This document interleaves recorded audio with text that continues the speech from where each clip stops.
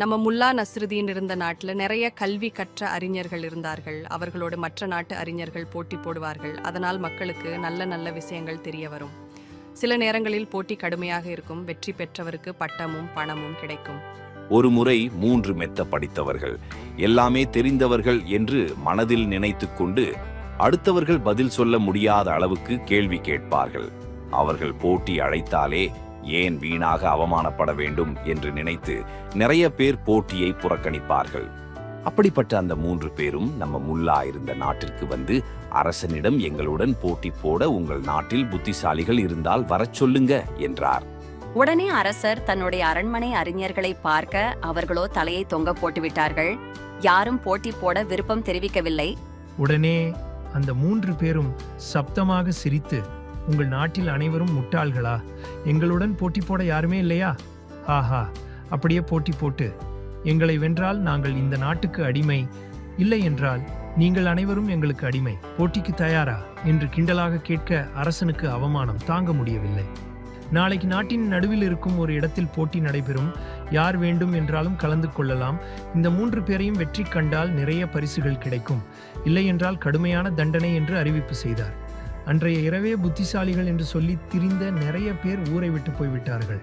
அடுத்த நாள் காலையில் அங்கே நிறைய மக்கள் கூடியிருந்தார்கள். அவர்களோடு போட்டி போட்டு தோற்றவர்கள் தலை குனிந்து நின்று கொண்டிருந்தார்கள். யாருமே அவர்களை வெற்றி கொள்ள முடியவில்லை என்ற ஆத்திரத்தில் அரசன் அமர்ந்திருந்தான். அந்த பக்கமாக நம்ம முல்லா பக்கத்து நாட்டில் வியாபாரம் செய்து முடித்து தன்னுடைய கழுதையுடன் ஊருக்கு வந்தார். என்னடா இங்கே இவ்வளவு கூட்டமாக இருக்கிறதே என்று வேடிக்கை பார்த்தவருக்கு பயங்கர அதிர்ச்சி. அவரது மச்சான் வேறு கையை கட்டி தலை குனிந்து நின்று கொண்டிருந்தான். மக்களிடம் என்ன ஏது என்று கேட்டு தெரிந்து கொண்டார். மச்சானின் தொந்தரவு இனி இருக்காது என்று நினைத்தார். சிறிது நேரத்திலேயே தன் நாட்டு மக்கள் யாருமே பதில் சொல்லவில்லை.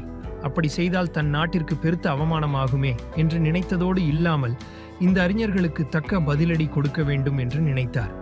தன்னுடைய கழுதையோடு கூட்டத்தின் நடுவே சென்று அரசனை பார்த்து வணக்கம் சொல்லிவிட்டு தான் போட்டியிடப் போவதாக சொன்னார். அரசனும் சரி என்றார். ஆனால் அந்த 3 பேரும் முல்லாவின் ஆடை கழுதையோடு நின்ற நிலையை பார்த்து ஏளனமாக சிரித்து, உன்னிடம் நாங்கள் ஆளுக்கு ஒரு கேள்வி கேட்போம். நீ சொல்லும் பதிலை நாங்கள் சரி தவறு என்று சொல்வோம். அப்படி நாங்கள் பதில் சொல்லவில்லை என்றால் உனக்கும் இந்த நாட்டுக்கும் அடிமை. நீ தோற்றால் இந்த நாடும் மற்றவர்களும் நீயும் வாழ்நாள் முழுவதும் எங்களுக்கு அடிமை. அது எல்லாம் சரி, கேள்வியை கேளுங்கப்பா, சீக்கிரம் வீட்டுக்கு போகணும். முதல் அறிஞர் முல்லாவிடம், இந்த உலகின் மைய இடம் எது என்று கேட்டார். அதற்கு முல்லா, என் கழுதை நிற்குமிடம்தான் உலகின் மையம் என்றார். அந்த அறிஞர், அதை உண்மை என்று நிரூபியுங்கள் பார்க்கலாம் என்றார். உடனே முல்லா, அது உங்க வேலை, நான் சொன்னது தவறு என்று நிரூபியுங்கள், உலகை அளந்து பாருங்கள், அப்போது என் கழுதை நிற்குமிடம் உலகின் மையம் என்று தெரியும் என்றார். முதல் அறிஞர் என்ன சொல்றதுன்னு தெரியாமல் பேசாமல் இருந்தார்.